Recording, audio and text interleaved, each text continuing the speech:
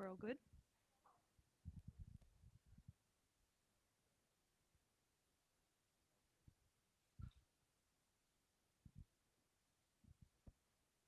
Hello, everyone. Welcome to our third Deep Tech Melbourne presentation night. I'm really excited. This is the first time we've been hosted at Stone and Chalk. So I just want to say a big thank you to Brian and Ika, who are going to do a little bit of an introduction about what they're doing and an acknowledgement of country, and then we'll take over. Thank you so much, Sally. Yeah, hi everyone. To start off with, I just would like to acknowledge the traditional owners of the land where we're gathered. Of course, it's the Wurundjeri people of the Kulin Nation. I would like to respect. I would like to express my respect to their elders, past, present, and emerging, and also acknowledge that sovereignty was never ceded, and this always was and always will be Aboriginal land where we gathered. And yeah, thank you so much for coming. This is the first time we are hosting the Deep Tech meetup here in Melbourne at Stone and Chalk. I'm Eike. I'm the community manager here at Stone and Chalk in Melbourne. We're a startup hub. But I'll just pass over to Brian, who's our ecosystem director, and he'll give you a quick overview of what Stone and Chalk is about and what we're doing. Cool. Thanks, Ika. Hi, everybody. Nice to meet you. I'm Brian. As Ika said, I basically run Stone and Chalk here in Victoria. You may not know, but we're actually not for profit. So Stone and Chalk exists for one reason, and that is to support founders and innovators in their journey.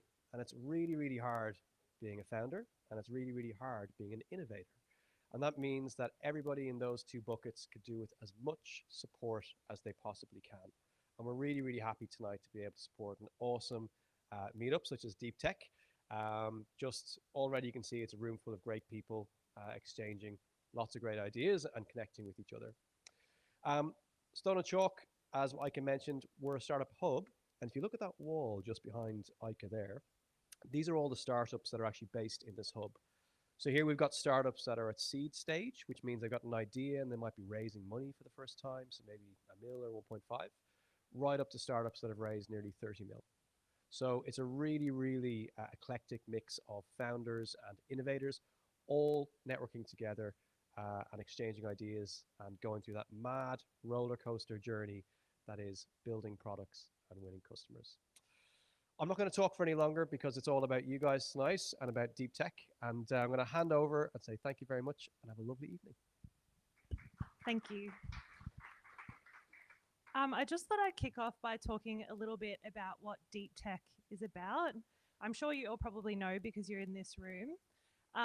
But Ray, Fiona, and I, we're good friends, and we like to just nerd out and talk about technology. But we all work in industries that are involved in bringing science to production. So taking a scientific idea and then actually getting it into the hands or into a way that people can actually use, which I think is really important being a recovering academic. So getting things off the bench and to the bedside, I suppose. We have a Discord channel, so please join. There's a lot of lively discussion. Our community has a whole bunch of different people from health tech, ag tech, space tech. We've got people building electric cars. So if you're interested, please join in. And I would like to introduce our first speaker for tonight, which is Olivia from Femtech. Olivia, I have actually been following for quite a while, since back in the day where she was a personal trainer and has been very interested in women's health and advocating for technologies around that, and has a really big interest in data privacy and things like that in women's health. So I will hand it over to Olivia to talk all about Femtech.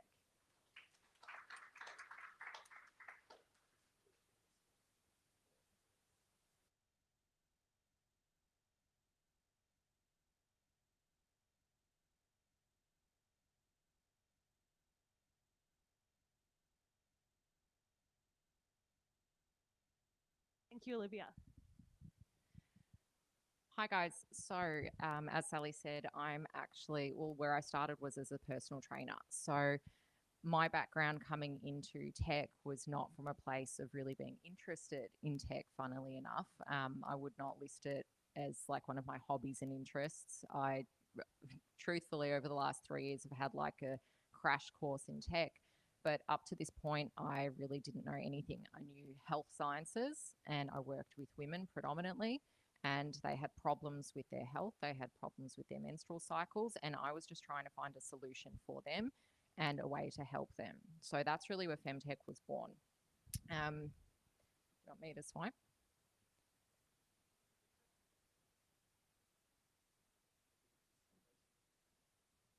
Space. All right. Awesome. So, unlike what a lot of the other startups are, which I found Australia loves a B2B SaaS, Femtech actually has a hardware component. So, hardware is hard. Heard it 1,000 times.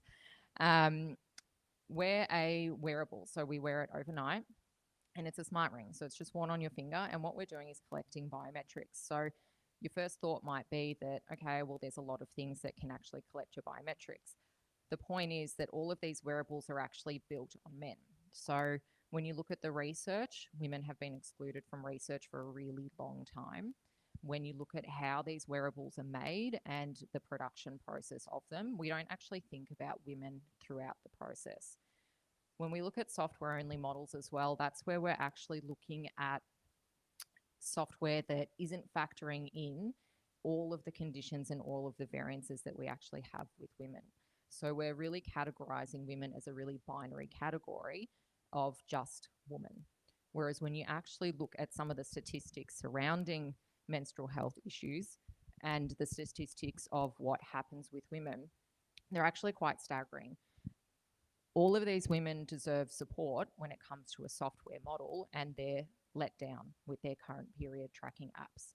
So what a period tracking app does and what it looks at is essentially it's a calendar. It's a paid calendar, and we've been gimmicked into paying for this paid calendar.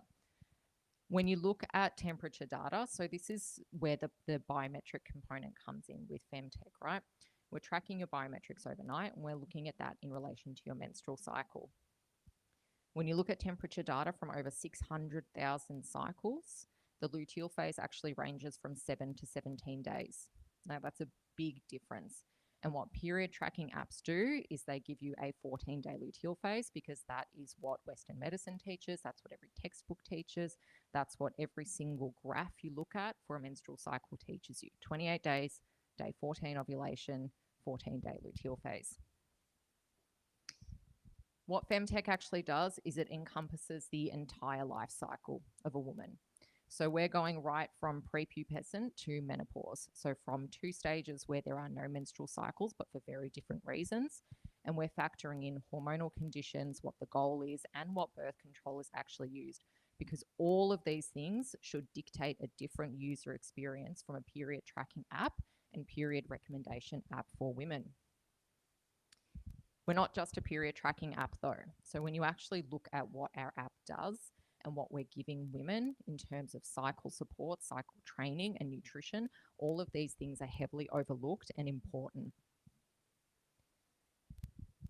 This is the one that I'm actually most excited about because it's that SaaS which VCs are going to love. But this is our partner Pulse, and this is our really fun tongue-in-cheek way of bridging communication barriers and gaps between couples. I wear my ring, I log that I started my period and I have period pain. My beautiful boyfriend gets a notification that says, Olivia started her period, make sure you stop at Coles and buy some chocolate and some painkillers. Because what do we know about men? They have great intentions, but they just need a little gentle nudge sometimes. When you look at it from the serious lens as well, we're also talking about infertility and what happens with a lot of couples when they go through infertility. Sex becomes transactional. So we remove that barrier and that conversation of let's go make a baby and put it into an app and allow you to actually have fun with your partner again, where you don't have to have those conversations. We hear a lot of men saying when we actually went to IVF, it was a relief. I didn't have to know, I no longer had my partner saying to me, hey, let's go make a baby. I'm ovulating. Let's go. It was fun all of a sudden. So when we actually look at the data science that's gone into this, it's really hard to explain just how much proprietary knowledge has gone into this build, because when we look at the research and what women have been excluded from, this is where Femtech stands apart.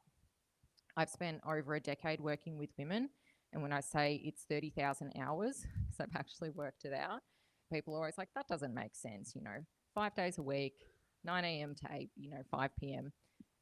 But the amount of time that I've actually spent working with women, one-on-one, hands-on, this is where we actually get to build our own data. So we can say that we have evidence-based work, and we can also say that evidence is lacking in a lot of ways, but this is where we get to create our own evidence. And this is really awesome, because when I think about the future of women's health, and I think about the future of what we can contribute to women's health, through the fact that we're able to collect data and also create parameters surrounding what each of these women and archetypes is actually providing, there is so much research that we can look at in terms of breastfeeding and how training impacts that. We can look at women who have endometriosis and infertility, and when they started to see changes in their heart rate variability, what that resulted in. There's a lot of data science that can come from this, and I'm really excited to get my teeth into it. We'll actually have rings on fingers at the end of the month, so that's when we'll be able to know a hell of a lot more about our customers and who has already pre-ordered. And that's a really exciting thing for me in the future.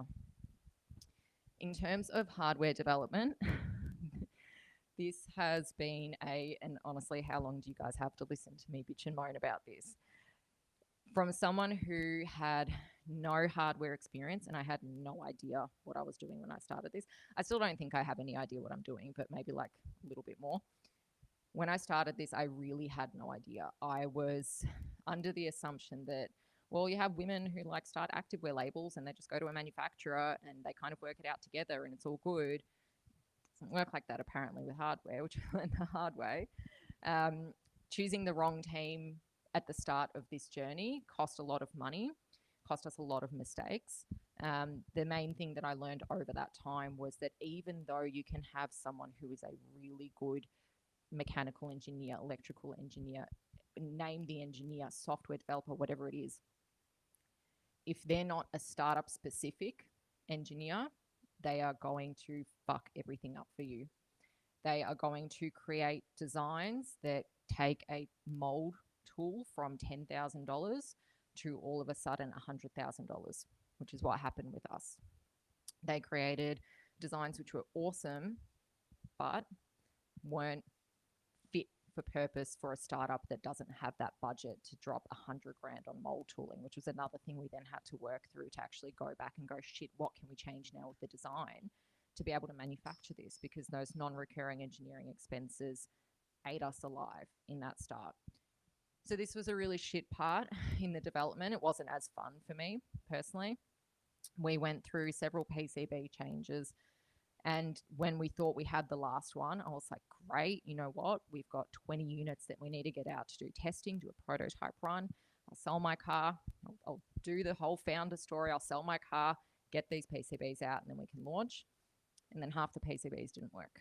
And we had to redesign everything all over again. And that was just such a kick in the guts, because I truly was like, we're there. We're at that finish line where we can finally go to market. We'd had some angel investment to that point.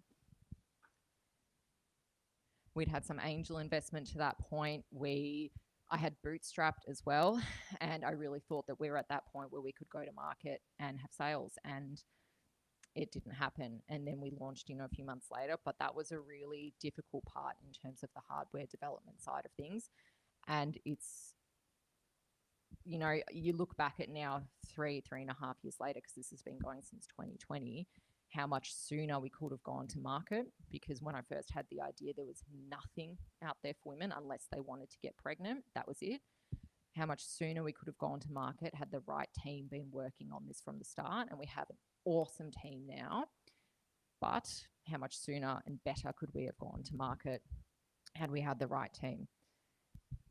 the software development is another thing that has caused me a lot of grey hairs and a lot of hair loss. And Ray, our wonderful CTO, is now fixing a lot of things. So if you want to ask him just how big of a mess that was, feel free to. This was the biggest kicker for this one, was that there was a lot of engineers and software devs who didn't want to work on this initially. And because I didn't come from a technical background, I actually didn't know what I needed to ask them, what I needed to tell them.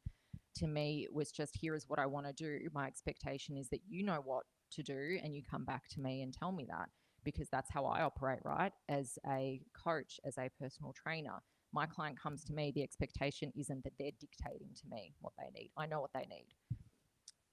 And so the problem here was that, again, we picked the wrong team for this. What started as an 8-month timeline in our contract for them to develop this turned into 2.5 years. When they sent us the architecture from the software end, it initially said, you know, these lines that I was like, okay, cool, I don't understand any of that. I'll just send that on to the next person. That had a little section in the bottom that said languages, Swift and Java. I was like, okay, cool. And then they sent me an updated one. And me looking at all the diagrams, I was like, it's the same. I don't know what they've updated the color, sure. And they did a nice little cheeky update of the languages in the corner, which I didn't understand, where they'd written all of iOS in Objective-C. And they had written, I heard that sound. And they had written Android in Kotlin, which is fine, whatever. That's not an issue. But the Objective-C was an issue because we had found new devs to take over at that point. And they went into GitHub and they were like, hey, sorry, we actually don't know how to work with Objective-C. A little bit of an error here. And so then you're spending, just before you're supposed to launch, rings are already sold now. You're going, shit, what am I supposed to do here? So we're working through that at the moment. Eventually we will rebuild into Swift, but that was a hard part. And this is why it's great now having someone else handle it, where I can just step back from that. But that was a really crappy part as well. And that was, again, another part of the journey where I didn't know what I needed to ask. I didn't know what I needed to ask them from a tech stack. Our contract said, and this was the real kicker, our contract said native languages, but it didn't specify what those languages were. And technically, I guess Objective-C can be native if you really want to get into it. But that was the really hard part. So again, it's like my own lack of knowledge from that end in what I could communicate to software devs, which I had hoped would know what I need, has now resulted in a build that is, I don't know, I would probably say probably a little bit more complicated than it needs to be, especially with the back end work. But, we're here and we'll work through it. And lastly, this is the last part of Femtech that I think was really important for me to chat about and get across, is just in terms of the ethics and the fact that we're actually collecting a lot of sensitive data from women. We had a lot of fear-mongering happening in Australia and worldwide, and half our customers are from the US. And we had a lot of fear-mongering that was going on in terms of delete your period app. Because if you get an abortion and you're in a red state and they see that, you can go to jail and it's logged in your period app. Whereas realistically, all of that was a load of crap. And so what we have thought about, though, is that we are collecting a lot of sensitive data, and what happens if something like that gets leaked or if someone accesses that, because realistically there's no such thing as data that actually is safe. Like, everyone can some way penetrate if they're good enough, right? So for us, and I'm sure I'll find out that it wasn't actually done that way, even though I asked them to do that way, but that's now a rate problem. For us, a really big thing is that we have a removal of user and data. So we do have multi-factor authentication and a way to really set up your account to make sure that it's secure, but we have a complete removal of who that user is to what the data is collected. The idea is that we have, obviously, the way to collect that it is a woman who is breastfeeding and here is what has been collected, but we don't know that that is Sally who is logged at. And that was a really important thing, to have that separation of the two. Of course, if there was a subpoena and we had to go in, we would be able to, would have to find that. But at the end of the day, that was a really important thing for us.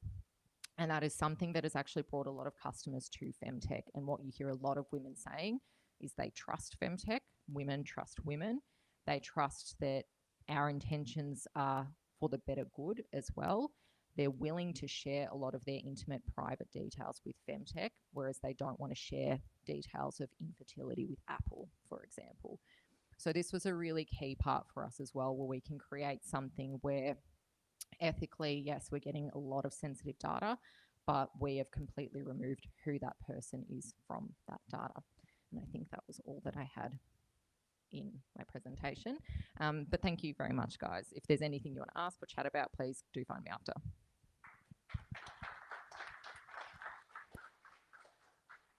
Thank you, Olivia. I think that it's really important for everybody in this room to hear a startup founder's journey and maybe heed some of the warnings in what Olivia is saying, because letting engineers go completely off-piste with hardware or software design and not managing them is something that we see time and time again in startups. And so if anybody does go on this journey, definitely check in on what your engineers are doing. I did want to open up the room for some questions because I think we do have time. I thought I would start by asking you a question just in relation to how you feel about a lot of the other wearables that are in the market. I realize I'm a bit of a defector right now because I'm wearing an Oura ring. Shame. But also just it's more of like a comment, and I welcome you to comment on that most of our smart devices and wearable technology, the algorithms are actually trained on male data. And so I don't know if you want to comment on that at all. Yeah, absolutely. So they all are driven on male data. And if you go to any of the forums on Reddit where you actually look at Aura, you see a lot of women saying the same thing, where why are you not factoring in my period? Why can't I mark that my period? I actually feel good. My temperature's elevated. I'm in a phase of my cycle where everything is banging, yet you're telling me to rest and recover because my temperature is elevated, because for a male, when temperature is elevated, it means they haven't recovered. So it's all of, when you look at all of those algorithms, they are built on men with a small factoring in of women. And then when you look at a lot of the other wearables, they're specific to women who are trying to conceive. And that's it. Like that can be our only goal as a woman. We're trying to get pregnant. And that's what those wearables are for, which are great and have a great purpose, obviously. But yeah, a lot of these wearables, we don't look at them as competitors. We look at them as comparators. You can track the same thing, but that doesn't mean you're doing the same thing. And I think that's a big distinction for us.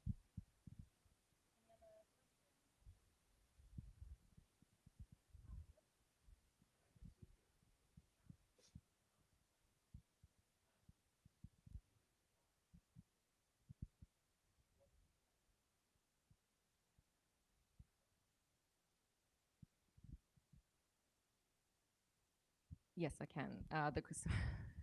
Do you know, I hear this all the time when I'm watching recordings. I'm like, why doesn't anyone repeat the question? Then I'm standing here with like my dick in my hands being like, oh, I don't know. That's a good question. So the question was, what would be your advice to someone like hiring a team and how to avoid those same mistakes? Honestly, I don't have a good answer, and I wish I did. The team that I've brought on, when I went through the interviewing process, there was a lot of gut feeling for me where I was actually just trying to find, are you on the same level that I am? In that, is your work ethic the same? I'm not saying I need you to be replying to a text message at 10 p.m., but when you're working, are you working? Are you putting in that effort, or are you just going, great, 38 hours, tick? So that was a really important thing for me, like through the interview process, where I'm asking them, what is your definition of excellence? And if you're telling me it's going above and beyond, like, great, fantastic, that's not a definition for me. So that was a big thing where you could just see how people wanted to excel. I think the next big thing was that I was really looking for staff that were senior and had a lot of experience, which is such a shitty thing, right? Because you think about everyone who comes out of uni and all of these industries, and they're fucking smart and they're like clued on and switched on. And then it's like, give me 5 years experience, give me 10 years experience. And unfortunately, for what our issue was now, it's like, you know, I look at Ray, who's 20 years deep tech. I'm showing his age. 22 years old. But he's got a shit ton of experience, right? So it's for the problems we have now.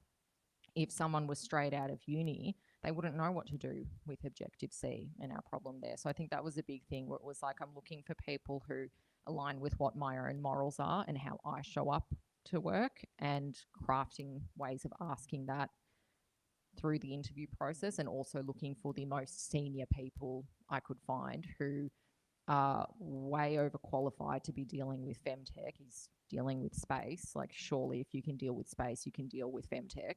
So that was my next thing. But back to what I said before, it's like, if you're finding people in the team, people who are experienced with startups more than anything, because they understand the hustle of a startup. They understand the limited funds in a startup. They understand that every month to month, it's like, shit, raise or die. Is this the last time that we can pay a paycheck? So they're putting in effort, and they're kind of treating your baby as their baby.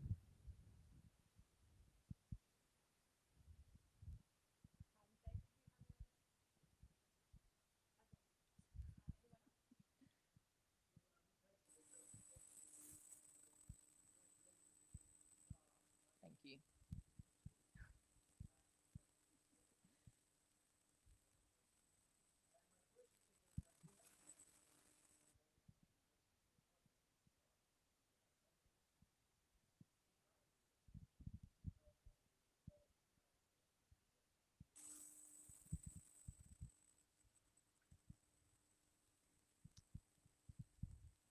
So thank you, technology.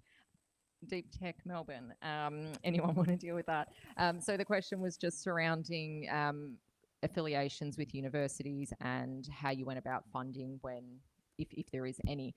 So no, I actually don't have any affiliations with universities. So the investors that actually came on board to this point have all been angel investors and investors who are more so in that like women's health sphere and in the birthing world, and really interested in women's health. So for them, it was a vision where they went, absolutely, I will put my money into this. Moving forward, obviously, that's a very different conversation because we're currently in a seed raise at the moment. And that has been a tricky part as well, because they do want to see, well, great, talk to me about the future. How are you going to get this to a software as a medical device? What is your affiliation there? So that has been a really tricky part. And that's something that I'm part of the Techstars program in Sydney, which I'm very fortunate that has been something that I have now at my disposal, where I have a lot of people I can get access to. But realistically, had it not been for Techstars, it would have been I don't know what I would have done at that point. I would have just kept trying to find investors and kept kind of chasing my tail. Definitely wouldn't have been in a position to have raised. So yeah, it's like things have kind of fallen into place, and I don't like to be like faffy and be like, oh, the universe, because I don't believe any of that. But it kind of feels like things have just clicked into place there. But the university affiliations is a big one that I'm looking for, to do trials, to get more validation, to get trust from women as well, more so we can see the difference in using the ring and tracking and how accurate that is versus just your period app, for example. So yeah, definitely looking if anyone has connections at any universities.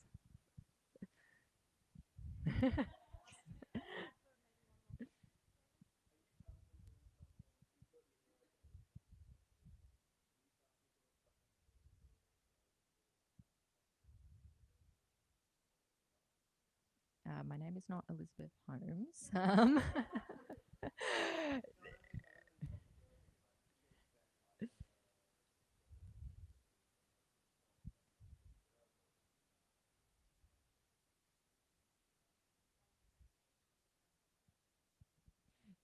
Yeah, so the question was just, what other, I guess, metrics are you using to confirm that the ring is accurate? So we have actually been using temperature methods. So when you look at temperature methods, they've actually been very successfully suppressed for the last, 1930s, like 90 years. So 90, yeah, okay, 90 years. They've been suppressed really successfully. So they were actually used through the Catholic Church for natural protection, and they've been suppressed.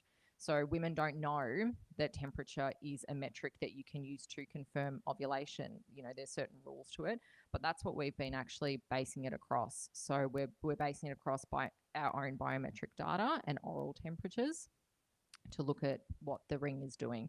In terms of blood work, if I was, because I've been the predominant tester of everything, if I was to use my oral temperatures, the BB ring, and then go and get blood work, it would all say the same thing. Cool. Thank you, Olivia. There'll be time at the end so we can ask questions and all mingle together so we can save any more for then. So thank you.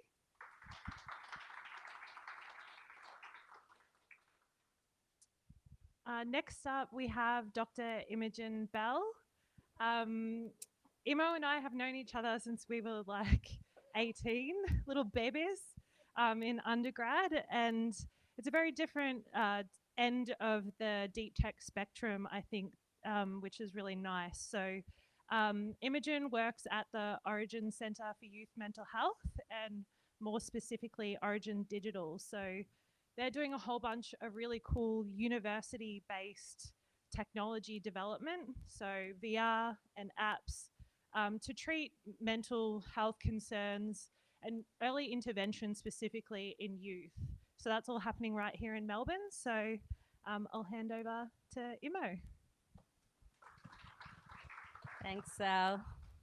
It's so nice to be here. I usually present at academic conferences, which are really dry and boring. So that was a very refreshing and engaging talk. Hopefully I won't bore you with my slightly more academic talk, which has lots of slides. So I'm sorry about that, but it's also a pleasure to be here to see my amazing friend Sally doing such incredible work, and just to connect more with industry people, because those silos between academia and industry are unfortunately very real, and we feel those barriers a lot. So I'm glad to be here and share the work that we're doing at Origin Digital.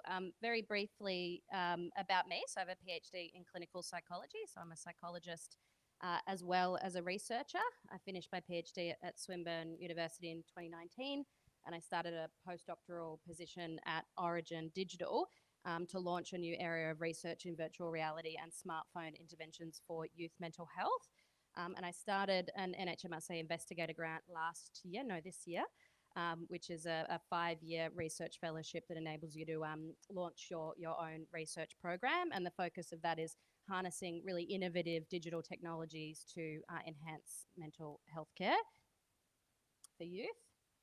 So look, my background's mostly, my interests are in virtual reality, smartphone apps, and now more and more getting really interested in AI. And my understanding is that there's lots of people here that are interested in AI as well. So hopefully we can connect and chat. But just in terms of the methodologies and the areas that I publish in, a lot of synthesizing research knowledge through literature reviews, also user-centered design. So many of you, or all of you, will be familiar with that, actually understanding needs and preferences of end users to design technologies. A lot of clinical trials is probably the primary work that I do, and large-scale surveys, and also qualitative approaches as well. So there's a link to some of the publications if you're interested, and of course I can share them with you if they're paywalled. Sorry about that, academia, it's terrible. So Origin Digital, has anybody heard of Origin Digital before, or even Origin Youth Health, Centre for Youth Mental Health at University of Melbourne? Yeah, maybe. So Origin is actually the world's largest research centre for youth mental health, and Pat McGorry, which some of you might have heard of, started the Headspace services. So really big name in youth mental health. Origin Digital was started about 12 years ago by Mario Alvarez, and it was all about looking at the problems that the youth mental health space is facing and how we can harness technologies to overcome some of those problems. So the mission here is to really bring the best of digital technologies and clinical research together in the youth mental health space to make changes for young people facing mental health struggles.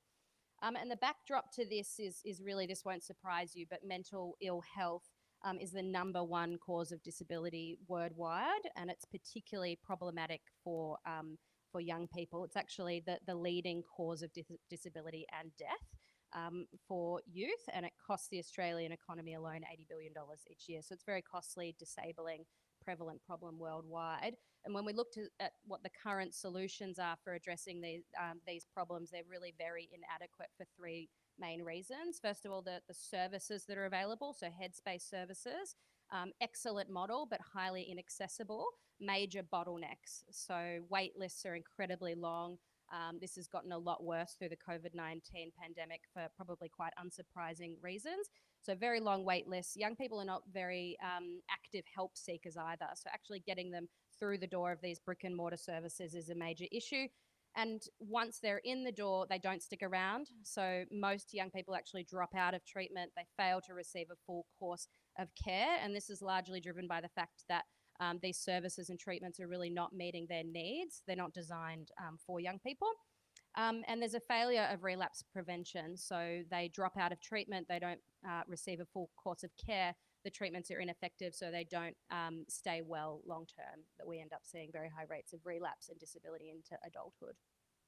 So this is just a quote from some quotes from the Royal Commission into Victoria's mental health system, which you probably saw on the news over the past couple of years. The system is antiquated, it's difficult to access and navigate, it's failed to keep up to date with latest advances in digital technologies, and it's catastrophically failed to live up to expectations. And there's a really desperate need to seek innovative solutions to these barriers.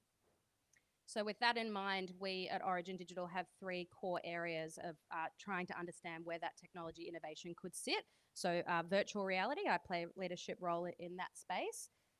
Mello, which I'm going to talk to you about in a minute, is a smartphone app designed to reach young people with depression and anxiety. And we've also got MOST, or moderated online social therapy, which has been a really largely successful online therapy platform that's now been scaled across the country.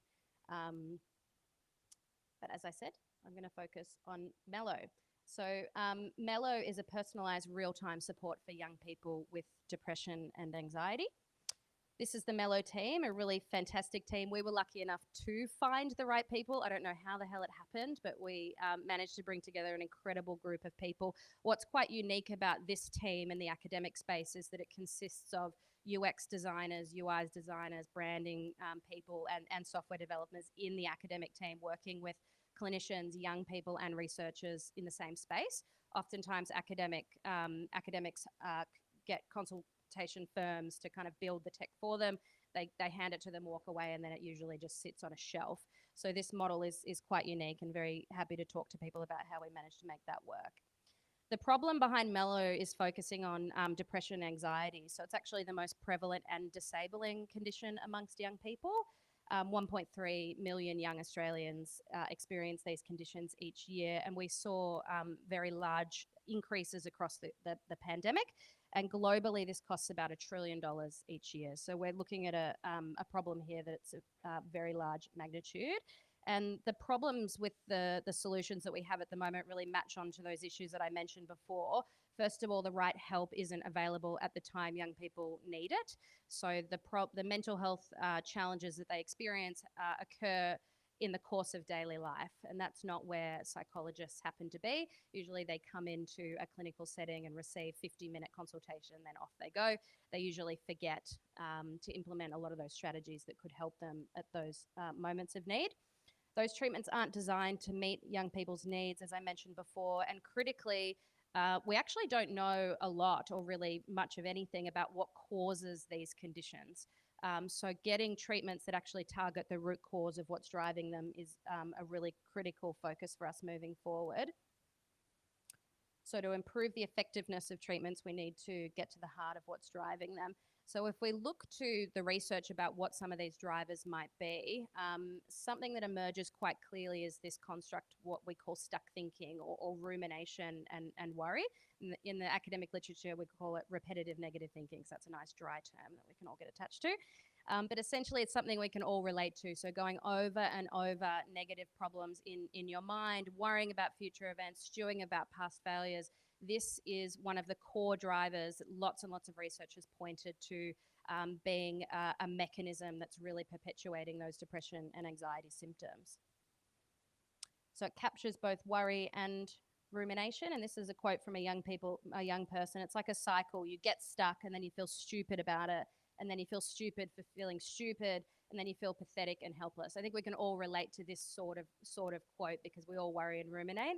But when it goes too far, it can really give rise to those symptoms and become a problem in everyday life.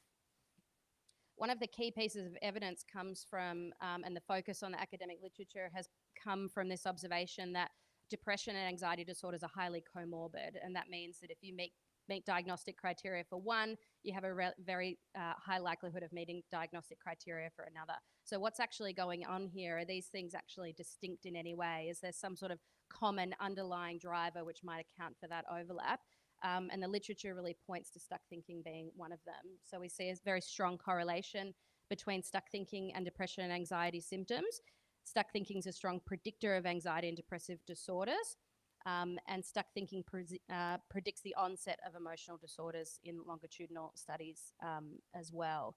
So when we look at the treatments that exist, they suffer similar problems as before, but there's one key factor here that's unique to stuck thinking, which treatments currently fail, and that's the fact that stuck thinking actually comes and goes in daily life. So it's triggered by an event that occurs as you go about your daily life. You might have an argument with a friend, or have a difficult test that's kind of looming, and it builds and builds over time. It's triggered by things. It's actually what we call a dynamic mechanism.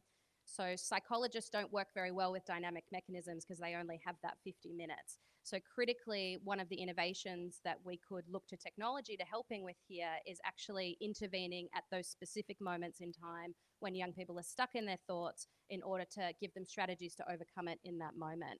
The treatments that exist for stuck thinking are also lack engagement, and they're also very broad, and they lack precision and personalization for young people. So on the basis of that, we've developed the world's first smartphone app for stuck thinking, so the 1.3 million young Australians living with depression and anxiety can achieve a better quality of life. So this is Mellow. It delivers young people effective evidence-based interventions that support them in the moments they need it most. So this is the structure of Mellow that you might be interested in. So young people are prompted 3 times a day.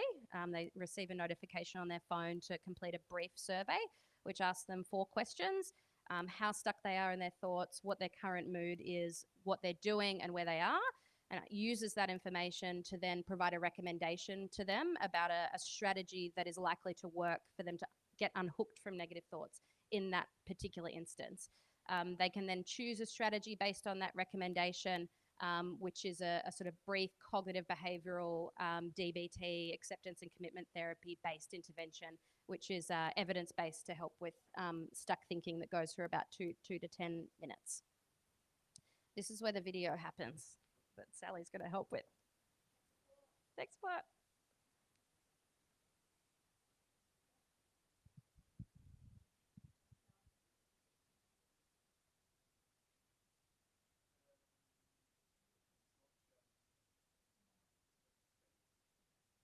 It's just a really nice, calming sound.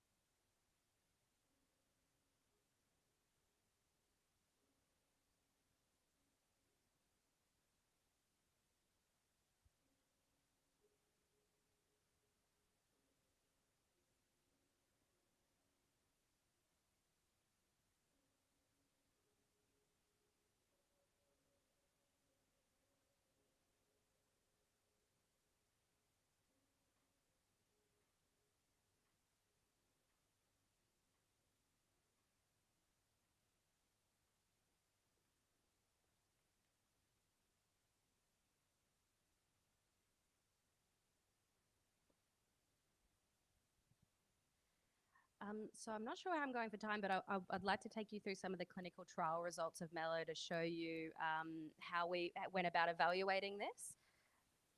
5 minutes? Yep, no worries. I can do it in 5 minutes. So what we wanted to understand is whether or not there's a need for Mello amongst young people, to understand whether young people would use it and engage with it, and also whether it did what it was designed to do. So did it actually improve stuck thinking, and did that lead to improvements in depression and anxiety? And also gather feedback from users for ongoing improvements.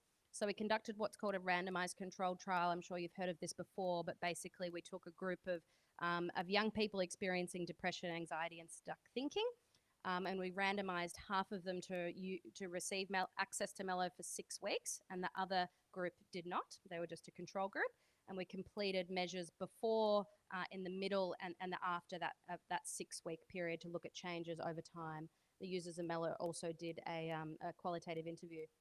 So in terms of the need, we recruited the target sample size in less than 3 months. We gave ourselves 6 months. We got to that point very, very quickly. So we ended up with 55 young people, and most of them completed the entire period, which really speaks to the need and the level of engagement in this type of solution amongst the end users. 96% of Mello users would recommend the app to others, so a real tick of approval amongst young people there.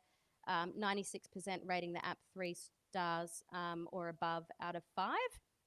In terms of engagement, 59% of young people were still using Mello during the 6th week of the intervention period. And just to show you the trajectory of what we usually see amongst most self-guided mental health apps, so there's no clinician here. This yellow line is usually what happens. So we see a really dramatic, quick drop-off of engagement very quickly.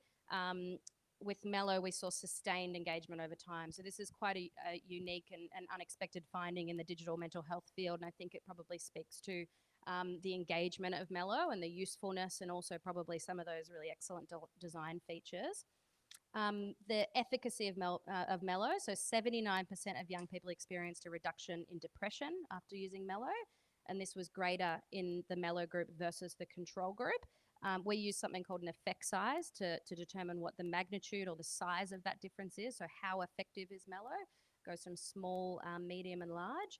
This was a medium effect size, was about equivalent to what we see in the best available treatment approaches. 82% saw a reduction in anxiety, and again, this was larger in the Mello group than the control group. And this was a moderate to large effect size, again, similar to the best available approaches, which include 6 to 10 sessions with a psychologist. 82% experiencing less severe stuck thinking, and we saw our largest effect here. I did a meta-analysis, so looking at all the randomized controlled trials that had been done in this group of all the available treatments for this condition, and this effect size was about on par with the average effect size, so at least as effective as that. We then ran analysis to see the pathway of the improvements as well, and the improvements in depression and anxiety seem to be driven by the reductions in stuck thinking. So the mechanism that we're targeting with Mello seems to be working the way that we thought. There were also some secondary improvements in some other outcomes as well. And just to speak to the experiences, young people had very positive things to say about Mello. I won't go into too much detail because I don't have too much time, but I did also want to emphasize that there were some improvements that they wanted made with Mello, so an increase in the variety of activities, more expanded content, and some gamification or rewards type system for that persuasion and engagement. So just to bring this home in terms of what we found in this clinical trial, so young people have a desire and a need for Mello, and it's likely that they will use it. It can improve what it's designed to improve, depression, anxiety, and stuck thinking, and it seems to do that in the way that we designed it to do. Young people found Mello easy and comfortable to use, and they saw it as meeting an important need, but they did have some suggestions for improvements. So where we're going now is that Mello has been released. It's actually available in the App Store, but it is Mello 1.0, so it's in beta. You can download it now if you want to. I've got I think I've got something on the next slide that can show you how to do that. But what we're doing at the moment really intensively, like frantically, is building Mello 2.0, which is a much more expanded and refined experience off the basis of what we learned in the trial, and also the really extensive beta testing that we've done with young people and clinicians. We also want to conduct a larger randomized controlled trial to really confirm and establish this evidence. And I'm very, very interested in and keen to talk to anyone who wants to talk to me about it, integrating AI into Mello in Mello 3.0. So that recommendation system actually developing really, really precise, personalized recommendations for intervention strategies that are going to be the most likely to disrupt stuck thinking in the moment for each individual young person is really a mission that sits behind my focus in Mello research moving forward. And that's the AI model I have for Mello, which I can talk to anybody who's interested, but I've run out of time. So you'll have to come and chat to me if you want to hear more. And that's where you can download Mello and try it out, and do get in touch with me if you have any ideas or feedback or interests in this area. Thanks, Sally.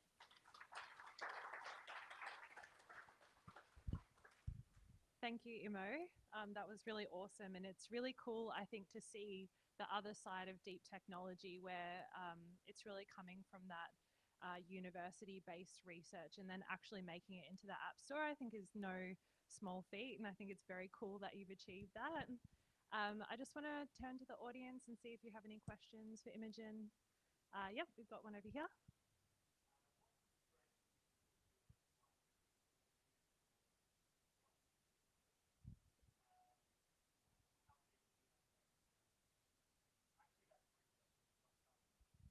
Okay, so the question was, what thought has Imogen put into liability behind mental health? And I think this is really important given everything with Apple starting to track mental health as well at the moment. Starting with the hardest bloody question I could think of. Look, transparently, this is something that we're working through actively at the moment. Mello 2.0 is going to be launched later in the year, and by that point, we really need to have all of this kind of nailed, essentially. We've got a policy team and we've got regulators that work at Origin that are, obviously this is their bread and butter. So we're literally having meetings at the moment trying to figure all of this out. So I don't have the specific answer to you, for you, but it's something that we need to address. I completely agree.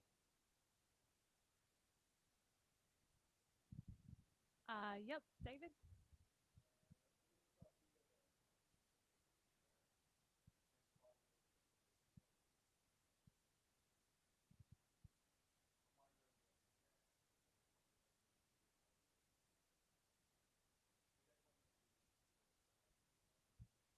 Okay, so does device addiction, like using the app, does that feed into the addiction, I guess is the question.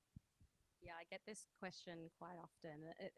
It's an interesting one because I sit on the perspective of seeing these technologies as having the potential to do good, and I think that there is a lot of harm that can be done by products that go out there with the intention of getting people addicted. But Mello is actually we define our success criteria in terms of engagement is actually getting young people off Mello longer term, because if they're actually integrating and learning the strategies to deal with the issues that they're facing themselves, then we're successful in that regard.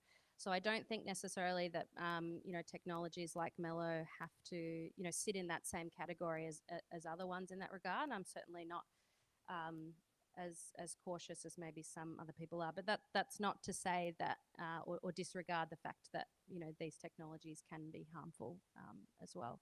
I just don't think I would consider Mello one of them, but I'm happy to debate that at the pub, not with a microphone. I suppose if eyeballs are already on the screens, let's try and get them engaging in something good or like worthwhile that might cause some positive change or some learnings rather than just getting media attention. Yeah, another question over here.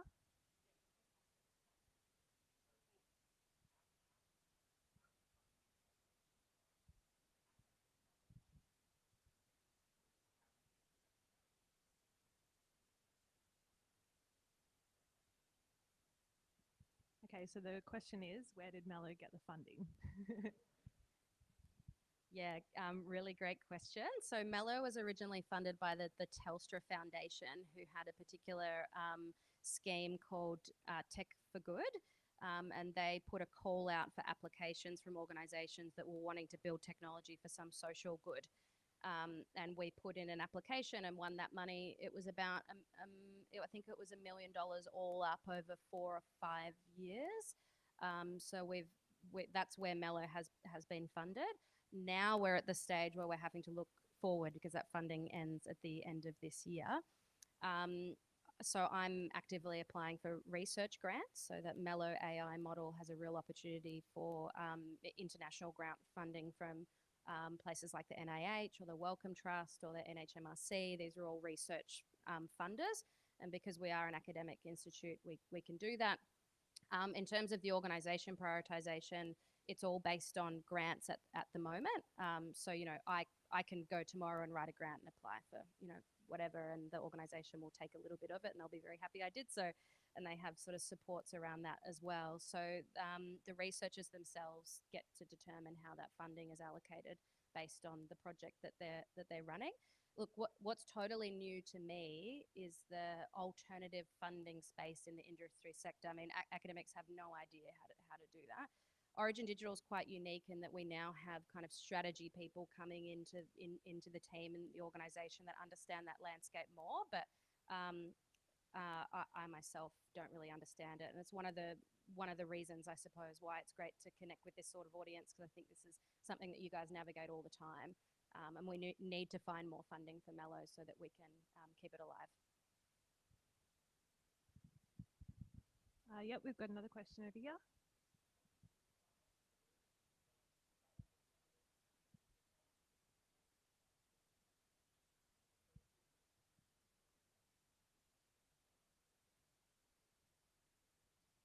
Okay, where is the data and how are you protecting it?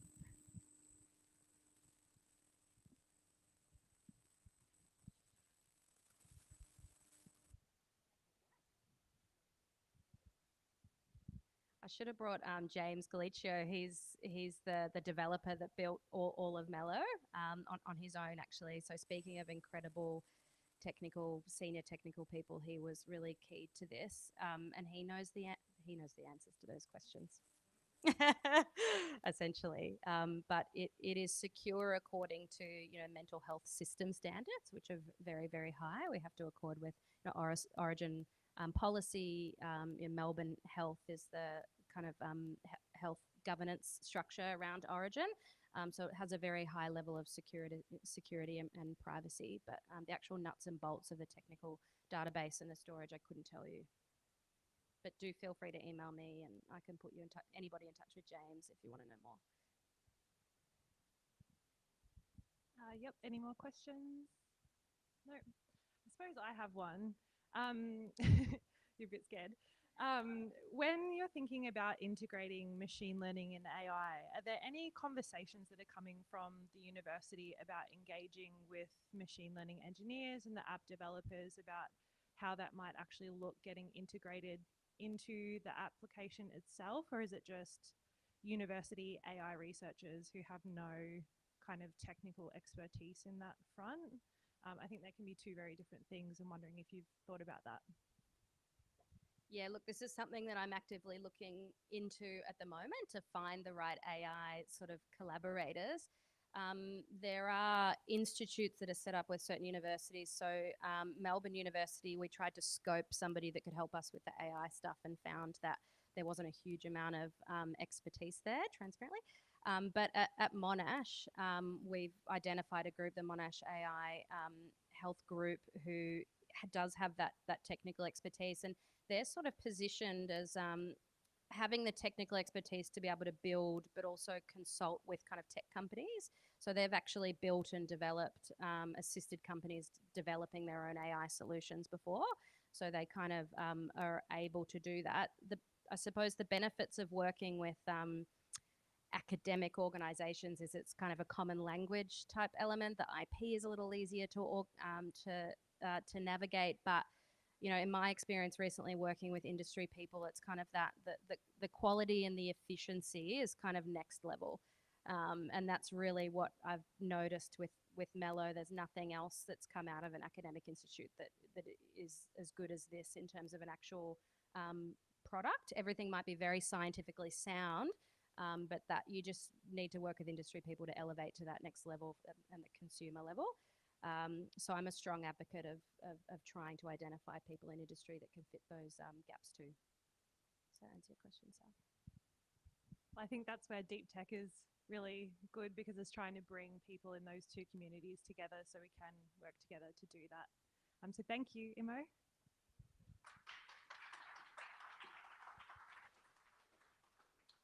Thank you for everyone for coming. I'm not sure what time we have the space until, but we usually head somewhere for a beer or a drink afterwards just so we can mingle a little bit more.